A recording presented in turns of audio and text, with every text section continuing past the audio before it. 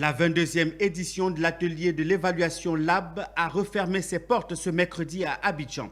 Cette session de renforcement de capacité a permis aux acteurs de l'évaluation de mieux comprendre la gestion des projets et programmes de développement à travers des outils numériques. L'initiative ivoirienne pour l'évaluation cheville ouvrière de la rencontre enregistre un bilan positif et annonce ses perspectives au bénéfice des acteurs de développement. Le point avec Zénab Dosso et Doumbia Ayouba.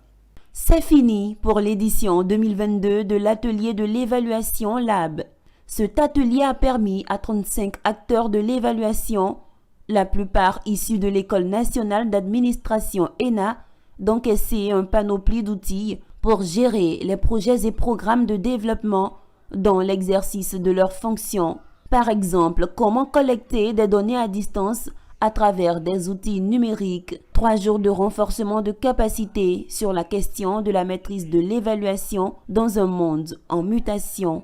Il s'agit désormais de la mise en œuvre des acquis de cette formation dans les services dont ils ont la charge. Et cela nécessite un accompagnement technique selon les participants. Des acteurs de l'évaluation mieux outillés aujourd'hui dans la question de l'évaluation du développement dans un monde en mutation. C'était là l'objectif fixé par la cheville ouvrière de l'atelier de l'évaluation Lab, l'initiative ivoirienne pour l'évaluation. Ce n'est pas un thème qui est nouveau pour moi, puisque nous l'avons appris pendant nos formations à l'école. Mais j'avoue que ce soir, et pendant ces 3 jours de formation, nous avons été enrichis.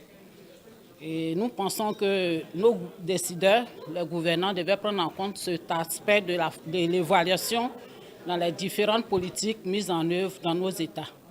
Peut-être qu'il faut un accompagnement technique parce que souvent on peut avoir la bonne volonté, mais les institutions dans lesquelles nous appartenons n'ont pas les éléments techniques qui nous permettent de mettre en œuvre ce qu'on a appris. Les questions d'évaluation de stratégie et de programme pays, des thèmes qui ne sont pas vraiment usuels pour les évaluateurs de base, mais aussi nous avons mis l'accent sur les questions de collecte de données à distance avec des logiciels tels que Google Forms, Google Kobo Tools. Et enfin, nous avons mis l'accent sur la méta-évaluation, c'est-à-dire l'évaluation des évaluations.